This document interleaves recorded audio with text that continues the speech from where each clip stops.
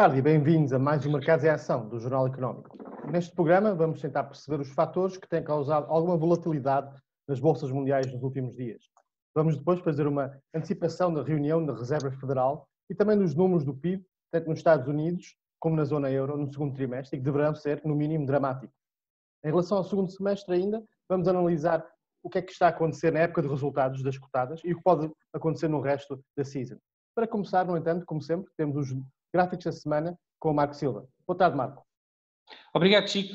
Este é o mapa da semana passada do Wall Street. Podemos ver que houve uma rotação de capital, nomeadamente das tecnológicas, das grandes tecnológicas, para as empresas de consumo, as cíclicas, chamadas cíclicas, nomeadamente industriais, restauração, empresas como a Coca-Cola e a Pepsi, mas também alguns bancos regionais e empresas de exploração de petróleo.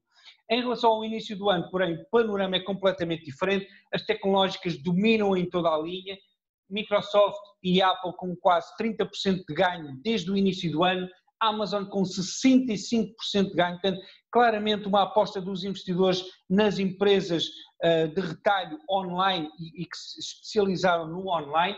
Temos também aqui alguns semicondutores, nomeadamente a TSMC e a Nvidia, com ganhos de 43% e 77%, e pelo ponto negativo temos a banca com fortes quedas, assim como as empresas exploradoras de petróleo. Em relação ao resto do mundo, na última semana, destaque aqui para o Brasil, que recuperou consideravelmente na semana passada, e na Europa para a Unilever com um ganho interessante. Já em relação ao início do ano, no resto do mundo, temos o Brasil ainda com perdas substanciais, enquanto na Europa temos aqui a SAP com um ganho de 20% e a tecnológica ASML também com 29%. Na China, a Alibaba com quase 20% domina. Em relação aos grandes setores e aos grandes mercados, na última semana, como eu referi, as grandes empresas tiveram uma performance pior do que as empresas de média capitalização e baixa capitalização, portanto houve uma rotação não apenas de setores da tecnologia para as empresas mais tradicionais, mas também das grandes empresas para as empresas de média e baixa capitalização.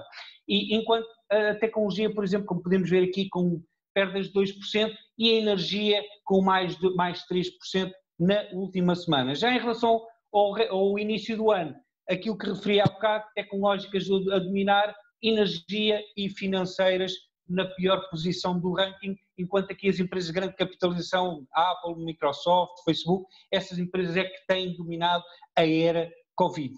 Em relação aos gráficos, este é o gráfico do ouro, de longo prazo. Podemos ver que o ouro teve aqui um trajeto muito lateral até 2000 e, entretanto, depois, assim que os ETFs entraram no ouro, houve uma clara subida aqui na crise financeira de 2007-2008, que depois atingiu aqui picos perto dos $1.930, e se fizermos um zoom, podemos ver aqui em 2011, depois houve aqui uma fase muito prolongada de consolidação e agora o ouro está a atingir novos máximos históricos.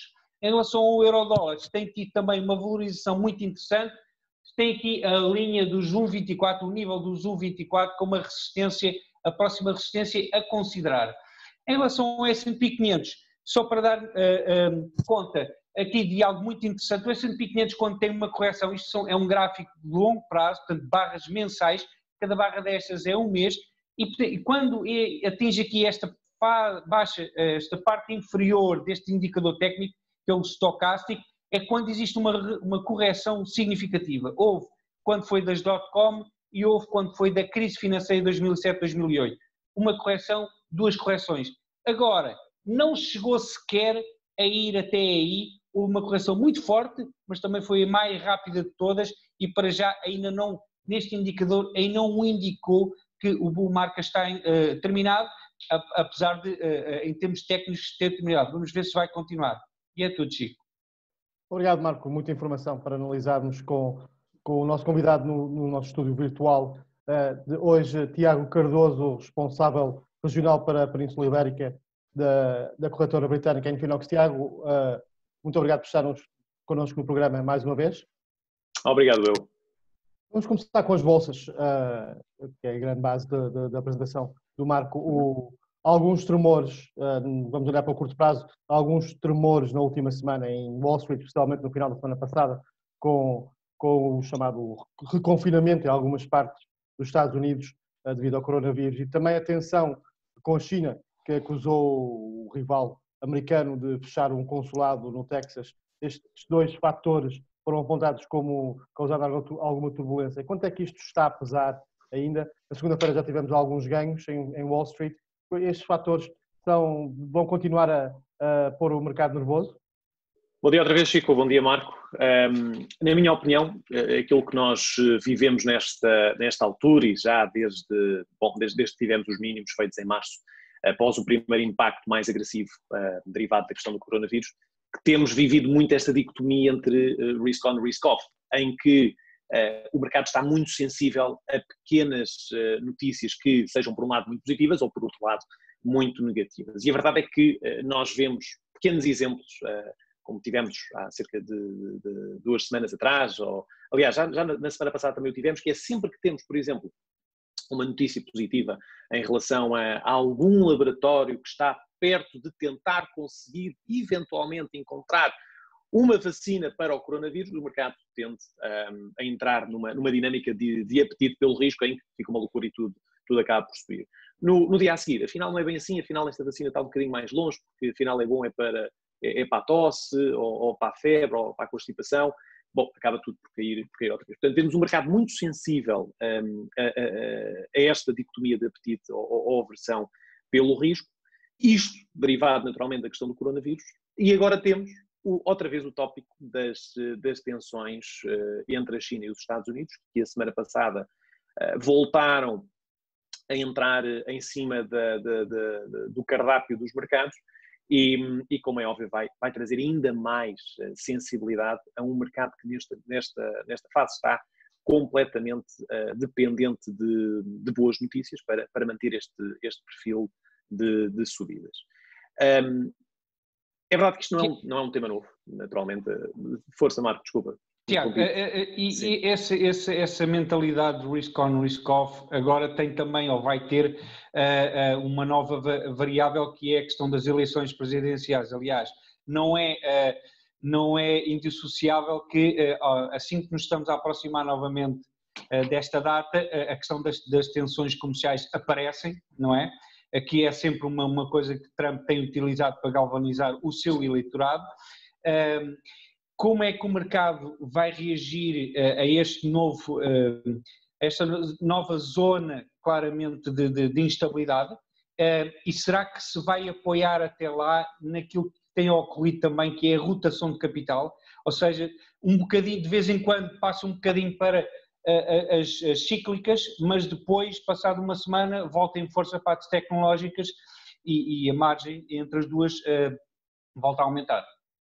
E aliás, só antes de responder à tua pergunta, só pegando aqui neste último pormenor da rotação de capital, é muito interessante, por exemplo, e eu acompanho sempre no curto prazo a abertura do mercado norte-americano, e é engraçado perceber como normalmente às 2h30, a altura em que abre os mercados norte-americanos, aquela primeira meia hora, existe sempre um diferencial brutal entre, por exemplo, o que acontece com o Dow Jones e com o Nasdaq. E tem sido norma nós vermos uma abertura do mercado americano em que, por exemplo, o Dow Jones cai de uma forma impulsiva, enquanto que o Nasdaq dispara em alta. E isto prova precisamente isso que tu estavas a dizer agora, em relação à rotação de capital cíclicas e as tecnológicas, mas é engraçado percebermos como praticamente todos os dias, e eu tenho reparado nisso, praticamente todos os dias vemos esta situação a acontecer, o que faz com que depois o S&P acabe por se manter mais barato, porque óbvio que o S&P tem componentes tanto do Dow Jones como do Nasdaq, então acaba por ficar equilibrado. Então vemos o S&P 500 a abrir de uma forma completamente neutra, mas com o Dow Jones a derreter ou a subir e o Nasdaq a seguir o sentido contrário, precisamente por causa dessa rotação que eventualmente existe logo na abertura dos mercados americanos. Mas respondendo à tua questão em relação à questão das eleições, obviamente que é mais um tema a ser colocado em cima da mesa, não é nada surpreendente, já há 4 anos já se esperava que as eleições fossem nessa altura, portanto não é de todo uma situação que o mercado não esteja já preparado para a sua eventualidade, mas vemos cada vez mais algumas discussões interessantes entre os dois partidos, e aliás nós esta semana vamos mesmo ver provavelmente o debate a elevar-se ainda mais por causa da questão do apoio aos desempregados. 36 milhões de pessoas nos Estados Unidos neste momento que dependem de um cheque semanal, e que está neste momento já a haver grandes discussões entre tanto os republicanos como os democratas sobre a forma como fazer esta alteração e como abordar estas novas ajudas e este novo programa de estímulos, com base neste novo programa de estímulos. E isto já é um pouco a antecipação daquilo que é a tentativa de colocar uma expectativa sobre as eleições, ou seja, vemos já os partidos a usarem a questão do coronavírus precisamente para tentarem alavancar um pouco a sua posição para as eleições. Portanto, é curioso perceber como já começamos de forma subtil, através destas não são pequenas questões, mas claro que são questões importantes para debater agora por causa da questão do Covid, mas vamos ver sem dúvida já estes debates em relação a como, por exemplo, fazer face a esta alteração da política de subsídios de desemprego. Vamos ver já os partidos a colocarem-se à margem para tentar também ganhar o eleitorado daqui para a frente. Claro, mas obviamente que... Isso é num contexto de por exemplo, no último mês houve uma clivagem, houve uma, não diria surpreendente, mas uma clara vantagem ganha nas sondagens, pelo menos por Biden, e isso, em alguns dias de quedas nos mercados, foi citado como um fator, no sentido de Biden ser claramente mais à esquerda, é um democrata, é mais à esquerda e foi sempre uma voz de cautela em relação aos mercados, mesmo quando era vice-presidente. Achas que os investidores, analistas e investidores, têm algum receio sobre Biden? Não é Bernie Sanders, obviamente, mas com o Trump em relação aos mercados tem sido um sucesso, não é? Apesar de uma pandemia, continuamos a recorde e Trump é vocalmente um apoiante de Wall Street. Achas que se Biden continuar a ganhar vantagem, poderemos ver isso como um fator? Sim, o que não tem necessariamente de estar interligado ao facto de é o Trump, então os mercados vão subir, ou é o Biden e os mercados vão descer. Mas a verdade é que existe muito essa correlação entre aquilo que é a performance do mercado acionista durante um período de governação do Partido Democrático e versus o do Partido Republicano. Existe muito esta verdade empírica, por assim dizer, de análise aos mercados, em que se os republicanos ganham, excelente, ótimo para os mercados, se os democratas ganham, péssimo para os mercados, políticas menos positivas para as empresas, menos positivas para os investidores. Existe muito esta norma, por assim dizer, porque não é bem uma norma, mas temos por base analisar desta forma os mercados. Portanto, sim, obviamente que acaba por estar interligado. Óbvio que num primeiro impacto, se começarmos a ver, e foi o que acabou por acontecer, em que o Trump foi caindo bastante naquilo que era os seus indicadores de confiança, mas ainda assim os índices não caíram. Neste momento temos uma distorção muito grande entre aquilo que é a economia real, obviamente, e aquilo que é a reação dos mercados a toda esta questão do coronavírus, que, como temos visto, continuam a subir, e tem sido inevitável dizermos que os mercados já recuperaram em V, enquanto que a economia naturalmente ainda não, e se calhar vai demorar muito tempo até voltarmos ao ponto a que estávamos anteriormente. Mantendo nos Estados Unidos, vamos olhar um bocadinho agora para a reunião da Reserva Federal, da Fed, que começou hoje e termina amanhã. O que é que se espera? Há alguma decisão? A Fed já lançou muitos estímulos nos últimos meses. Espera-se mais tom e mensagem do que decisões? À partida, não se espera que haja a passagem da taxa de juros para valores negativos. Acho que ainda estamos longe disso. A verdade é que o balance sheet tem continuado a aumentar. A expectativa da Fed continuar a fazer o aumento deste balance sheet é reveladora também daquilo que está a acontecer neste momento ao dólar. E a verdade é que nós não estamos a ver um problema neste momento da economia com base única e exclusivamente na oferta, na procura, também na oferta, precisamente por causa dos problemas de disrupção dos canais de distribuição, que obviamente têm limitado bastante os dois lados, o lado da procura e o lado da oferta. Portanto, não é um caso em que possamos dizer, sim senhora, as taxas de juros baixaram, vamos aumentar as medidas de estímulo na economia, vamos ver a inflação aumentar e depois, quando a inflação aumentar, vamos voltar a subir as taxas de juros. Teoricamente deveria ser assim que as coisas funcionariam, mas a verdade é que temos visto que esta é uma crise diferente de todas as outras, porque funciona para ambos os lados, tanto para o lado da oferta como da procura. E nesta altura aquilo que eu acredito que possa eventualmente acontecer é continuarmos a ver expectativas de inflação muito baixas, porque também a pressão sobre os preços é alta, os salários à partida deverão também manter-se baixos, portanto também não impulsiona devidamente a procura e o consumo. E devido a isso acredito que iremos manter-nos durante um cenário de taxas de juros baixas durante bastante tempo. Na minha opinião, acho que ter as taxas de juros negativas, acho que estamos longe disso acontecer. Aliás, historicamente, dificilmente, olhando para o passado, dificilmente poderíamos esperar uma situação dessas. Já se fala muito na japonização da Reserva Federal Americana, ou seja, manter as taxas de juros baixas quase para a eternidade. Não sabemos como é que os mercados vão reagir, ou aliás, como é que a economia vai reagir daqui para a frente, e com a reabertura outra vez da economia, e um dia vamos obviamente voltar à normalidade, esperamos nós todos. Não se sabe ainda de que forma é que o novo normal, como se costuma dizer, vai se revelar. Portanto, vai muito depender disso. Eu acredito que a Fed, acima de tudo, o que vai fazer é manter um forward guidance bastante agressivo, a revelar que está preparada para fazer o que é necessário para manter a economia suportada e que, por muito que não baixem as taxas de juros, também a verdade é que não as vão aumentar enquanto pelo menos não virmos a inflação a voltar a subir e o desemprego a voltar a baixar, porque obviamente é um pilar muito importante. Isso pode ser isso pode ser um ponto importante nesta reunião, para aproveitar esta espécie de pausa nos estímulos para Powell falar mais sobre forward guidance, que já há algum tempo que se fala da Fed se tornar mais o que eles chamam de data dependent e não olhar tanto para o mandato para os 2%, mas para as condições que vêm de mês a mês, e isso poderá ser um sinal de que não vão fazer o tal tightening, ou seja, não vão aumentar as taxas de juro, pelo menos até estarem perto, ou os dados mostrarem a inflação está perto destes 2%. Poderemos ver alguma coisa sobre isso? É isso que estás a dizer?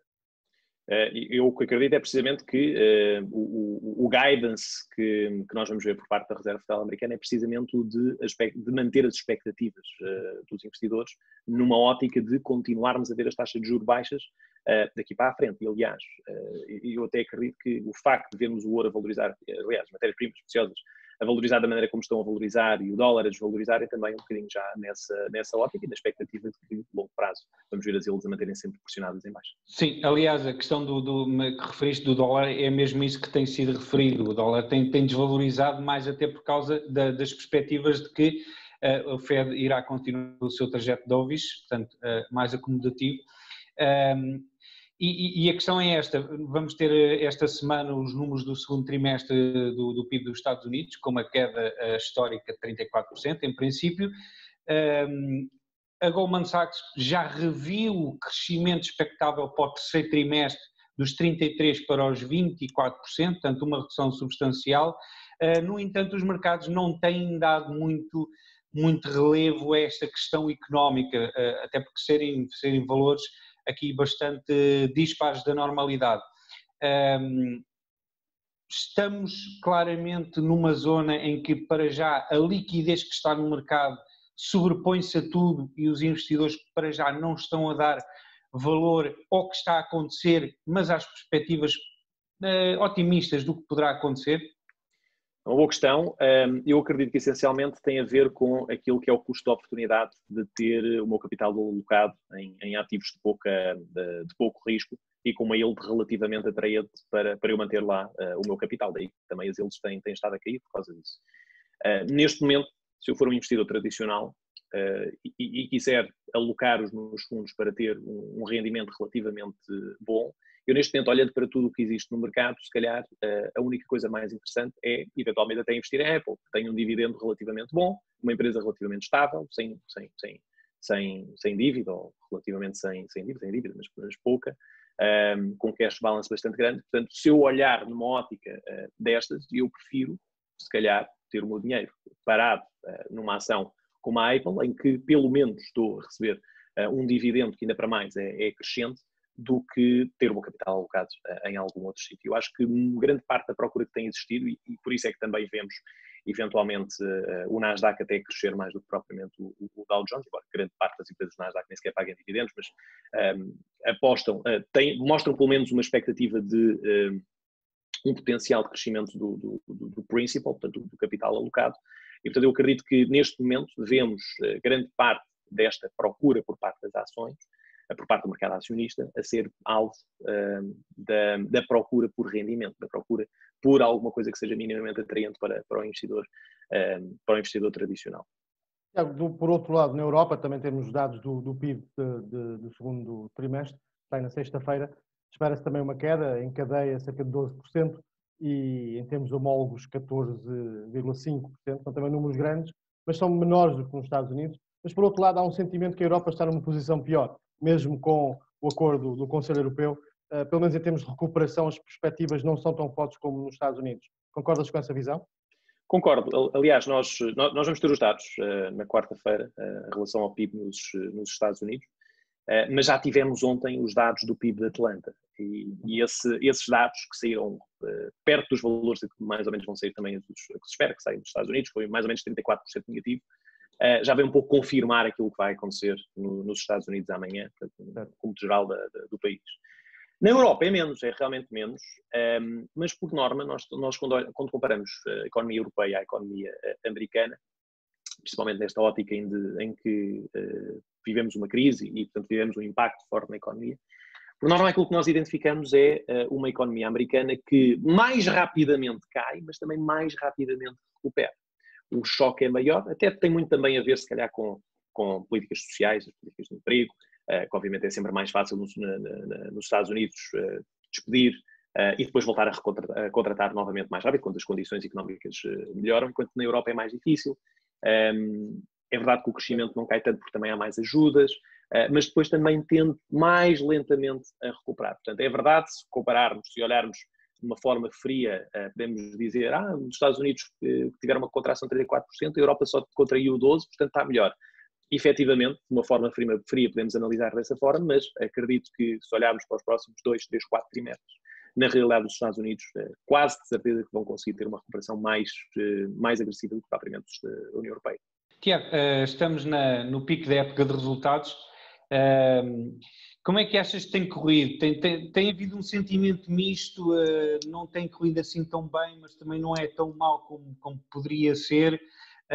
Não existe muito forward guidance.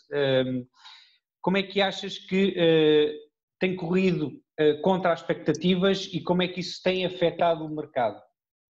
Olha, por acaso é interessante que o que eu tenho visto, pelo menos de algumas das empresas que eu observo, que obviamente é impossível acompanharmos todas, mas aquelas que eu observo, o que eu tenho reparado é um receio muito grande em dar precisamente esse forward guidance, porque ninguém se quer arriscar pôr uma expectativa. Por um lado, ninguém quer dizer que as coisas vão correr mal, porque é mal, porque obviamente se calhar vão perder acionistas com isso, porque ninguém quer estar numa empresa que diz que obviamente os dados vão ser negativos, ou a expectativa é negativa, então fogem para outra empresa, provavelmente.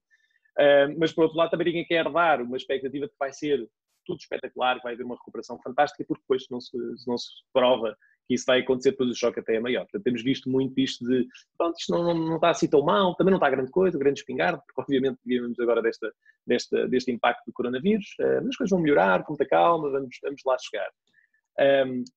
Temos assistido muito a isso. É verdade que esta vai ser uma semana importantíssima em termos dos earnings, e esta semana é que vai ser importante vermos como é que as tecnológicas, principalmente as FANGs, que vão publicar os resultados esta semana, como é que vão reagir, porque esse acaba por ser, no fundo, o benchmark depois para os outros earnings todos.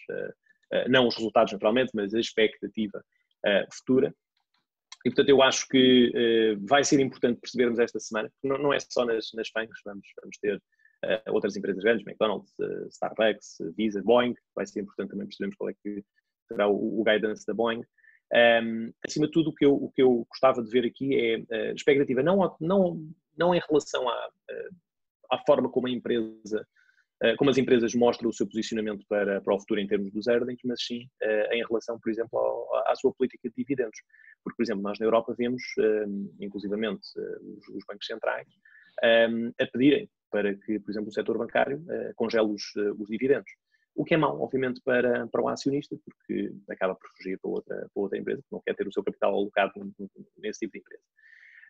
Portanto, é importante percebermos como é que estas empresas vão ter esta sua política de dividendos, se vão querer arriscar mais e pagar mais para também dar um sinal positivo, por muito que a situação futura da empresa não seja animadora, porque obviamente... A Galp ontem, por exemplo, disse que vai suspender o dividendo intercalar e que o dividendo relativo a este ano vai depender do resultado deste ano. Portanto, é uma alteração política, mas depois na conferência o CEO veio dizer precisamente isso, que é quando voltarmos à normalidade vamos tentar voltar a retomar a política de dividendos anterior. Portanto, é um exercício de mensagem, certo?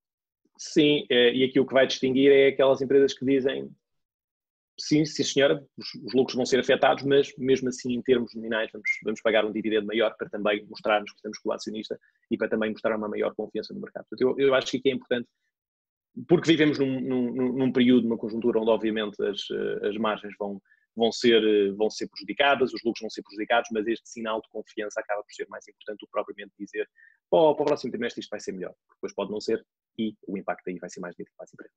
Muito bem, Tiago, obrigado por mais uma participação no Mercado de Ação, com todo o vosso input. Até uma próxima oportunidade. Obrigado, um abraço, até à próxima. Abraço. E antes de nos despedirmos da nossa audiência também, Marco, vamos já à palavra da semana. Qual é que é? Sim, hoje vamos falar em arbitragem e, aliás, tendo em conta o que o Tiago disse, arbitragem é que pode ser, por exemplo, arbitragem de risco. A arbitragem é uma componente muito importante dos mercados porque é a correção de desigualdades e desequilíbrios. Por exemplo, aquilo que o Tiago referiu em relação ao Nasdaq estar numa fase bastante dispare do Dow Jones, mas depois, ao longo do dia, tende a normalizar. Portanto, inicia de uma forma e depois tende a normalizar. E esse spread, essa diferença, os investidores investem nessa diferença, nomeadamente à espera que ela se vá reduzir. E isso possibilita ganhos. Por exemplo, temos aqui o gráfico da Coca-Cola e poderão ver que aqui a Coca-Cola, nesta última queda, não recuperou tanto, portanto, nem sequer chegou aos 50% de recuperação dos máximos e mínimos, enquanto a Pepsi está, por exemplo, quase nos máximos que tinha atingido antes.